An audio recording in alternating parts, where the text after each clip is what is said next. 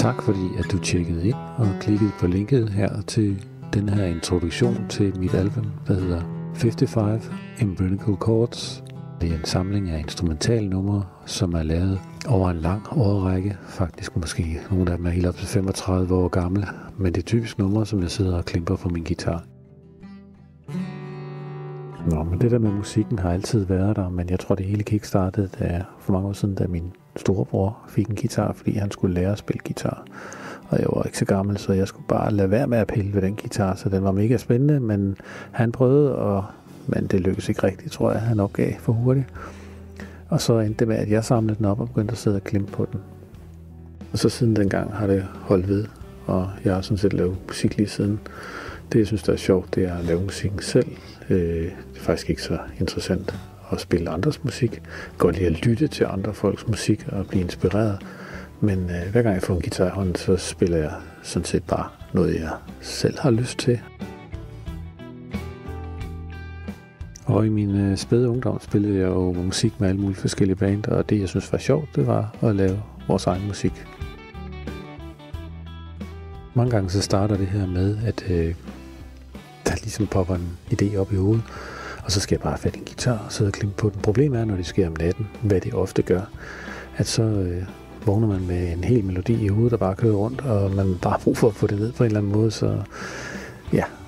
Da jeg var ung, der var sgu ikke nogen mobiltelefoner eller sådan noget, man kunne gøre det på. Der var kun en måde, det var at skrive det ned med en kuglepen, og så forsøge at huske det så godt som muligt. I dag er mulighederne utallige. Der kan man bare gå ud på toilettet nærmest med en telefon og sidde og nynne lidt, så har man husket det hele.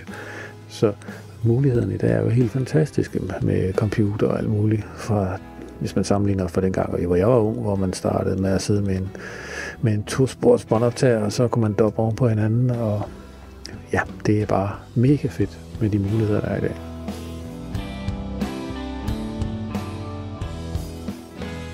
Så når man hører historier om, hvordan andre musikere får inspiration til at skrive musik, så er det vidt forskellige historier hver gang, så man finder jo sin egen måde at gøre det på.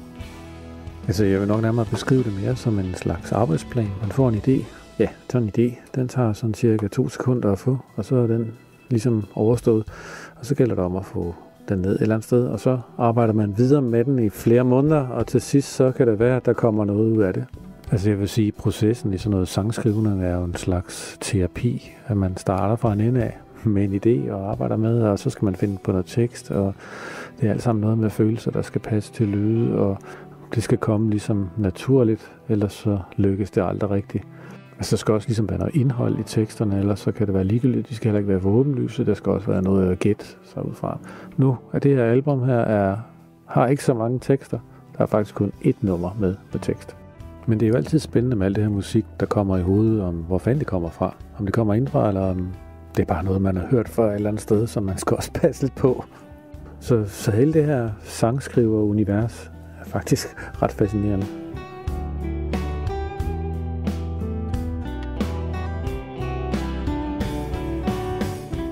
Men det kan være en ret stor udfordring for det tidspunkt, man får den her idé, til man får den ligesom fanget et eller andet sted og få genskabt det. Og jeg er aldrig rigtig helt sikker på, at jeg ender det samme sted, som da ideen startede. Og nogle gange så bliver det sgu aldrig helt rigtig godt.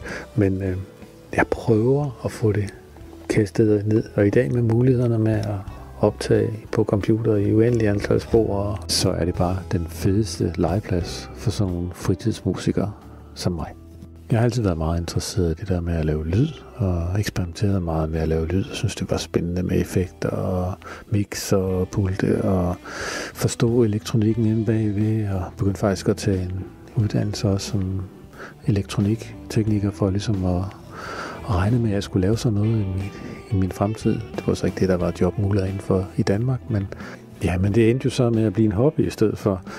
Og så har jeg faktisk også været lydmand i en del årrække for forskellige bands. Jeg kunne sgu godt få et par timer til at gå med at sidde og rode med en mixer og sidde og lege med det, samtidig med, at der var et band, der spillede. Det var nærmest en fornøjelse. Men nok om den historie, nu til musikken.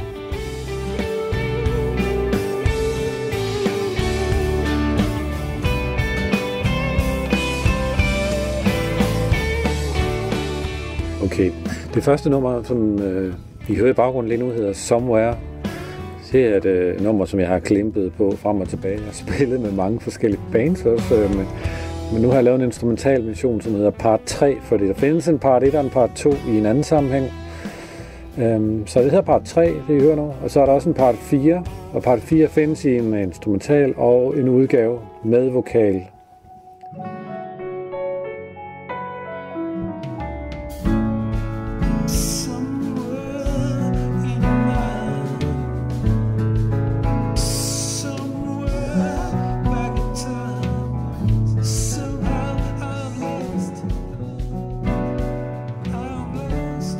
Så man kan jo også sige, at det her nummer her, det har så mange versioner, fordi jeg elsker simpelthen de her akkorder her, det kører rundt i.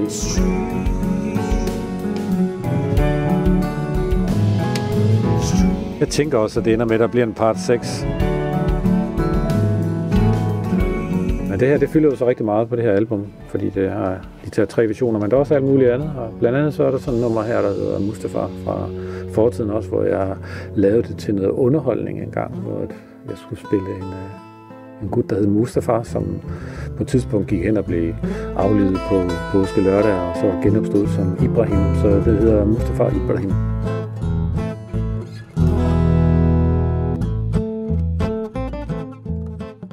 Og selvfølgelig til ære for min far, så valgte jeg at tage hans gamle harmonika frem og så spille lidt på den også.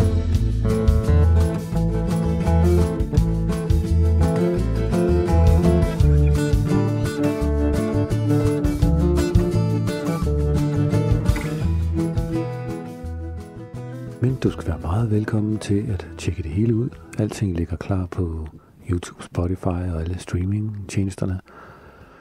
Det eneste, du skal gøre, er bare at gå ind og søge på 55 from Brenical Chords, C.P. Andersen, og så ligger det hele klar til dig. Mange tak, fordi du